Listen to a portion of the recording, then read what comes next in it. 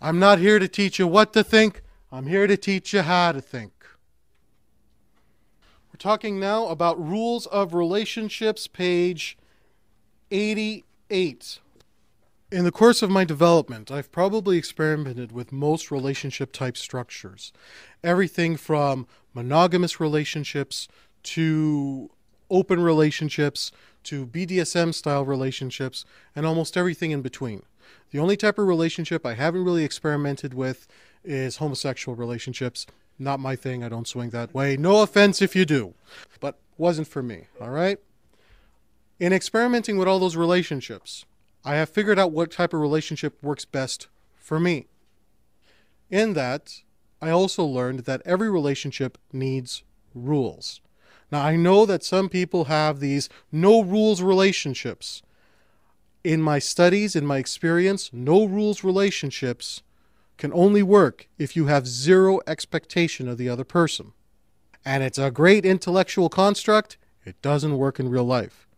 We all have expectations when it comes to relationships.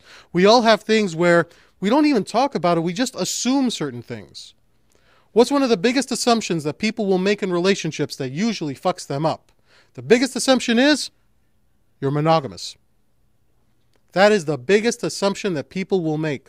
They're dating for 2 or 3 weeks. They maybe have had sex, and all of a sudden the expectation, well, we're monogamous, right?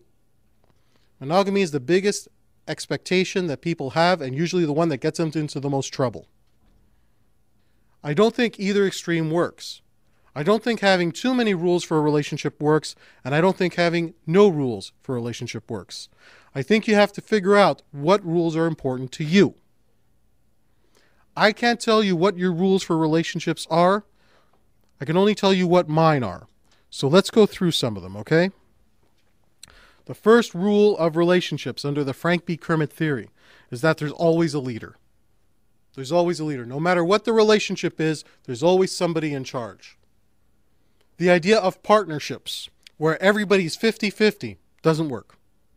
There's always somebody who has more influence. There's always somebody who has more of a say. In business partnerships, usually you have one person who's more competent at one element of the business and the other person who's very competent at the other side of the business. Those can work because each person is a leader in their field. But to be completely 50-50 all the way around on everything, it doesn't work. At least not in my experience. Because at some point the person who's leading doesn't want to have to give up certain leadership issues, and the person following sometimes resents having to take on leadership issues. There's a leader and a follower in every relationship. By the way, if you're in a relationship right now and you don't know who the leader is, it's not you.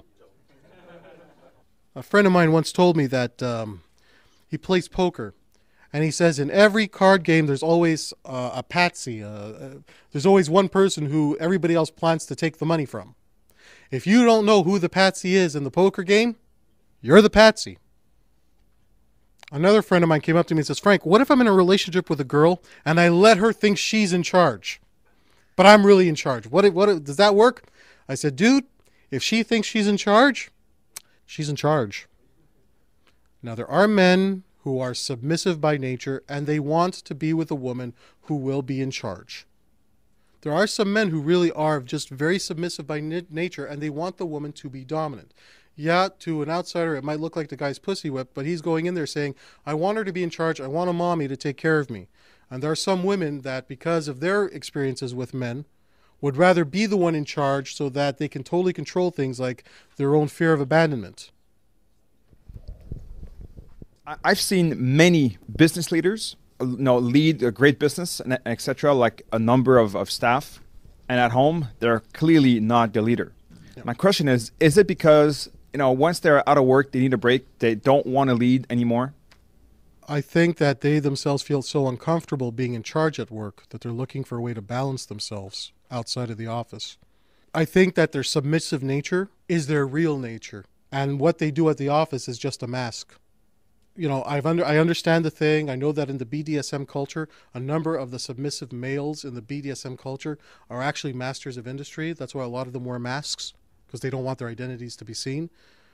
And, they're going to pay some woman to just step on them and do all kinds of like nasty stuff to them. It's because they don't want to feel that they have to be in charge. They don't want to feel that they have to be in control. A lot of the tension that our generation of men is experiencing is that we're being told, no, you're not allowed to be dominant. You're not allowed to be in charge. Because of this type of experience, they're afraid to lead. They've been made so afraid to want to be the man in charge of the relationship. They're frustrated as oh hell. The end result is that we have come up with the intellectual construct that everything is fair in relationships. It's 50-50. It doesn't work. What does work is to know who the leader of the relationship is. In my marriage, I'm considered the leader of the relationship. That doesn't mean that I order my wife around. I listen to what she has to say.